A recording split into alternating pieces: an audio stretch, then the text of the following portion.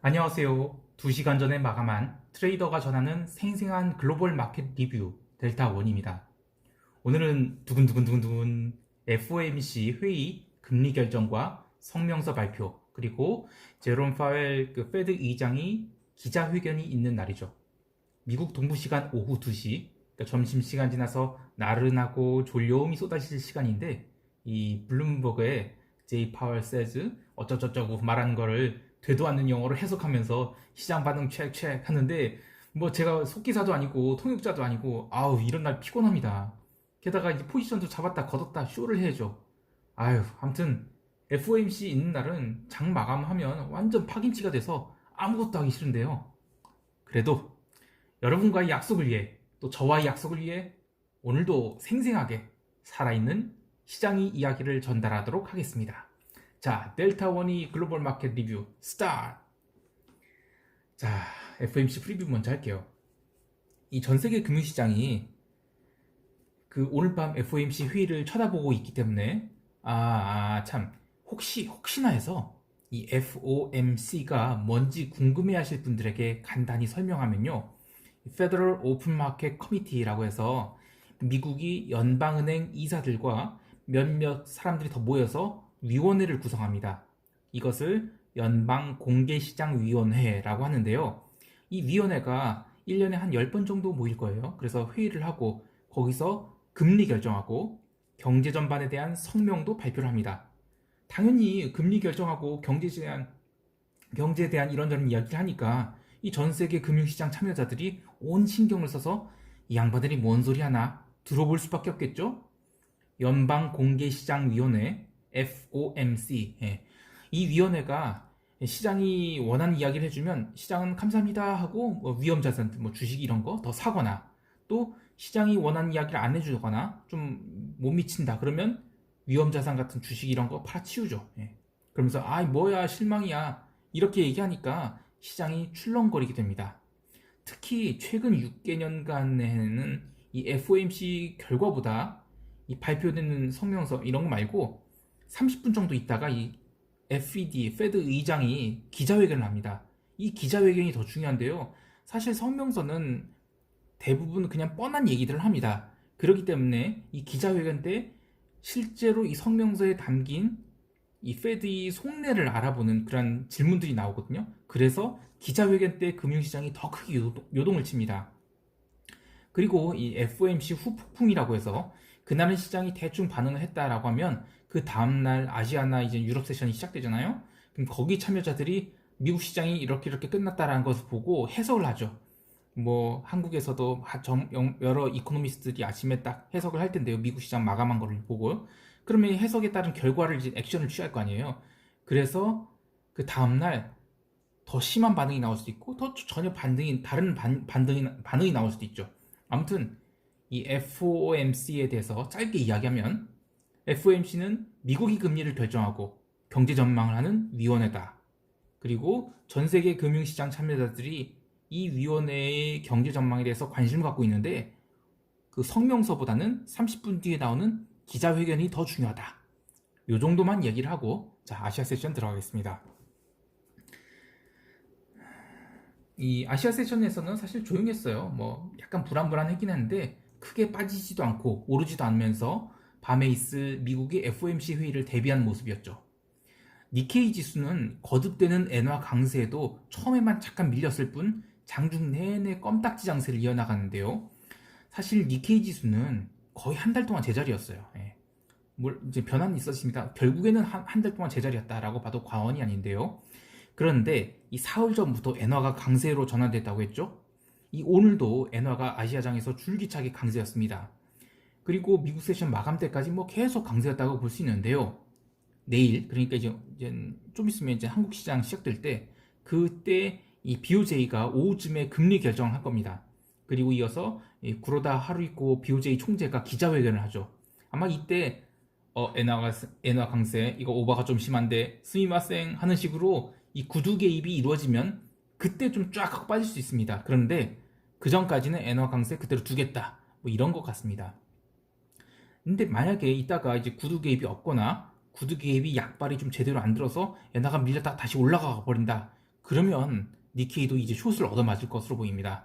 아무튼 니케이는 아직까지는 텐션이 굉장히 강한 상태다. 그러나 엔화는 먼저 움직였기 때문에 내일 BOJ 때 액션이 제대로 안 나온다라면 니케이도 부러질 수 있겠다. 그 정도로 정리하겠습니다. 뭐 코스피나 홍콩 시장은 뭐 특별한 이슈가 없어서 넘어가겠습니다. 자, 이제 유럽 세션 볼까요? 유럽 세션에서도 조심스러운 흐름은 나타났습니다. 일단 증시만 보면 이번 주 금요일이 제가 선물 옵션 만기라고 그랬죠. 그래서 아주 끝까지 껌딱지 장세였다라고 할 수 있는데요. 장 초반만 해도 그래도 유럽 증시가 뭐 상승을 시도하려고 했습니다. 또 이때 미국 지수 선물들이 엄청 강세였죠. 이 아시아장에서부터 FOMC에 대한 기대감으로 미국 지수 선물들이 솔솔 올라왔고, 그리고 유럽 세션 들어와서는 위로 더욱더 가속도를 붙였기 때문에 사실 이때 쉐린이가 아주 스트레스 받았어요. 어제 쉐린이가 뭐라고 했냐면, 너희들 나스닥 지른 놈들 내일 다 뒤졌어 하고 이 유튜브 타이틀에 딱 박아놨는데 뭔 나스닥 선물이 오버 액션을 해야되는지. 이게 유럽 세션 시작하면서 미국 증시 프리마켓에 호가가 들어오는데 이 아시아 시장 참여자들과 유럽 시장 참여자들이 미국 주식이 미쳐있죠. 아무튼 그래서 뭔 장시작 거래를 그렇게 해야 되는지, 장시작 전거래를 아주 난리 부르셨습니다. 아무튼 이 오전 세션, 유럽 세션 2시간 동안은 나스닥 선물이 0.79% 상승하고, 그에 따라서 독일 닥스 선물도 0.5% 상승을 했어요. 그래서 처음에만큼은 이제 오늘 밤 FOMC에 대한 기대감이 좀 있었는데, 점심시간 이후로 이 유럽에서 옵션 트레이더들이 위쪽 뚜껑 닫아 하면서 또 다시 숏 포지션을 쫙 쌓았죠. 그래서 미국 세션 시작할 때까지 거의 도루묵을 만들어 버렸습니다. 이 미국 본장 1시간 전에 미국이 8월 소매 판매와 이 핵심 소매 판매가 발표되었는데 둘 다 컨센서스 하회였습니다. 사실 이게 발표 당시에는 통화시장에만 영향을 줬어요. 그리고 증시에는 영향을 거의 미치지 않았습니다. 왜냐면 다들 FOMC 뭐 좋게 생각하고 있었죠. 그래서 즉시 증시에는 영향을 안 미쳤는데요. 이 소매 판매가 약하다는 거는 곧 디플레 상황이 난 걸 얘기하는 거고, 그리고 리얼 이코노미의 취약성을 대변하는 것이기 때문에 시장에는 악재가 분명해요. 그래서 경고로 받아들여야 할 부분인데 어쨌든 증시에는 그 당시에는 영향을 미치지 않았다. 그렇게 볼게요. 이외에 영국의 소비자 물가지수는 기대보다 잘 나왔습니다. 그래서 파운드가 며칠 동안 계속 눌렸잖아요. 그래서 반등이 좀 나왔고요. 아무튼 유럽 세션은 장 초반에는 증시가 좋았다가 미국 세션 시작한 무렵에는 다 도루묵 됐다. 그 정도로 마무리하겠습니다. 자, 이제 미국 볼까요? 대망의 미국 세션. 장 초반에 중소형주인 러셀 2000은 시원하게 상승을 했습니다. 그리고 기름값이 워낙 오르니까 이 엑소모빌도 반등을 했고요. 그리고 은행주들도 반등을 했습니다.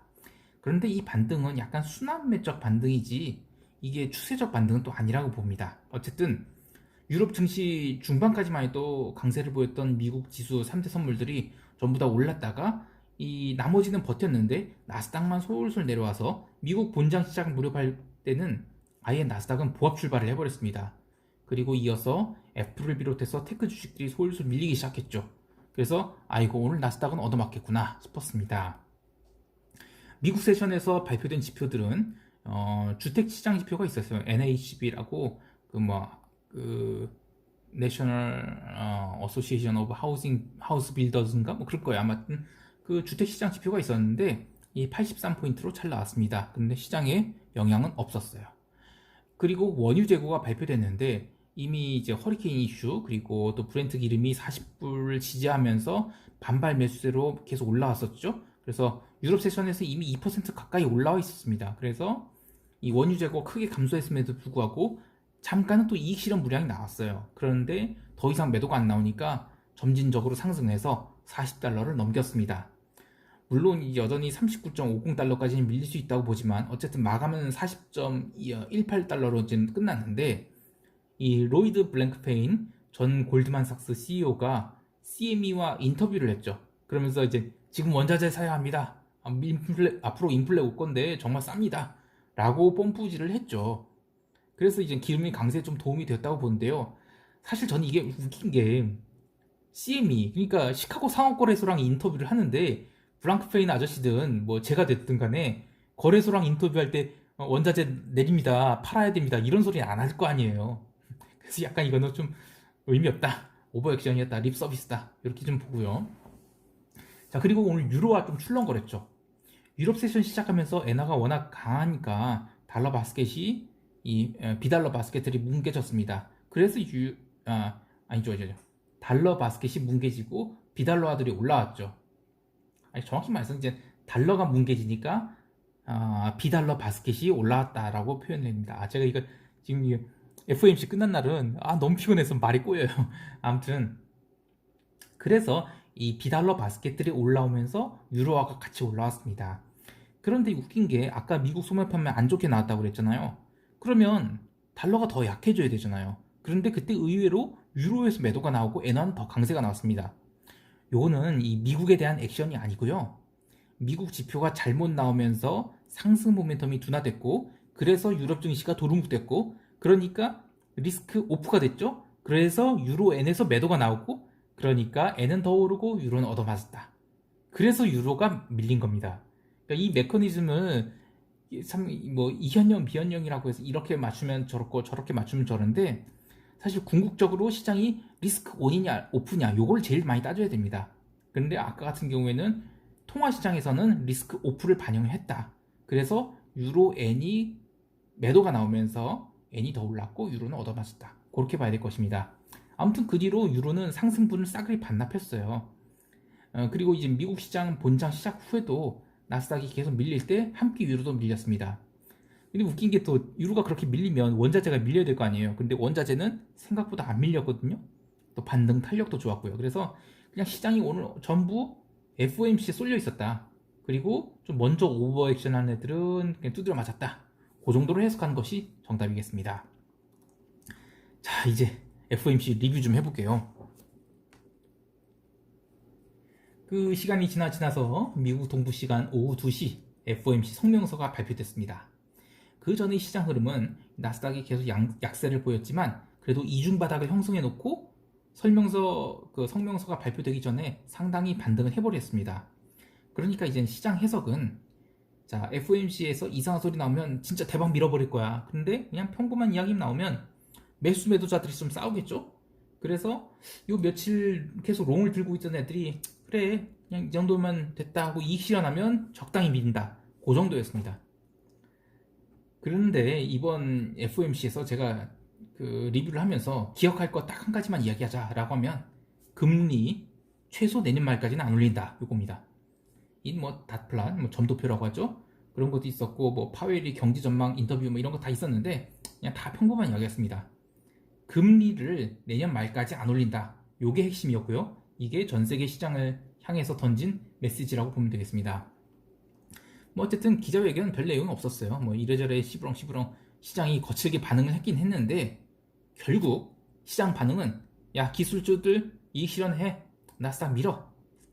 그러나 완전히 밀지 말고 뭐 초저금리 한다고 하니까 중소형주는 사야지. 그리고 신흥국 통화도 사야지. 이런 결론이 나왔습니다. 그래서 나스닥이 오전장에 이중바닥 형성하고 올라온 거를 기자회견 시작하면서 다 아래로 밀어버렸고요. 그리고 러셀은 그래도 뭐 나스닥을 하도 밀어대니까 장중에 2% 넘게 올랐던 것을 좀 반납을 했습니다. 그래도 플러스 마감을 했고요. 그래서 지금은 순환매 장세다. 시장에 돈 많다. 그리고 금리가 이렇게 앞으로도 2년 동안 쌀 거라는데 그래 좀 질러도 돼. 그런데 너무 오버한 건 지르지 마자. 좀 돌아가면서 지르자. 요 정도로 마감하게 한 것이라고 봐야 되겠습니다. 자, 이제 시장 총평해 볼게요.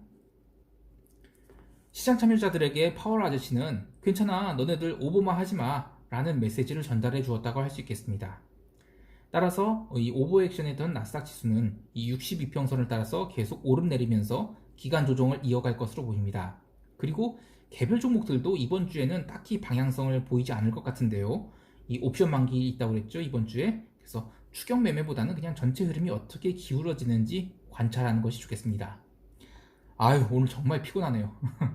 여러분 제 유튜브 구독자 1000명이 되었습니다. 정말 감사드립니다. 1000명이라니 제가 여러분 1000명의 시간을 아침마다 15분씩 뺏을 수가 있다는 생각을 하면 굉장히 가슴이 두렵습니다. 절대로 여러분들이 소중한 15분을 빼앗지 않고 알찬 시간으로 만들어 드리도록 최선을 다하겠습니다. 이상 델타원이었습니다. 감사합니다. 쉐린이 인터뷰해야지. 바로 아저씨, 나스닥 숏은 맞은 것 같아요. 고맙습니다. 꾸벅.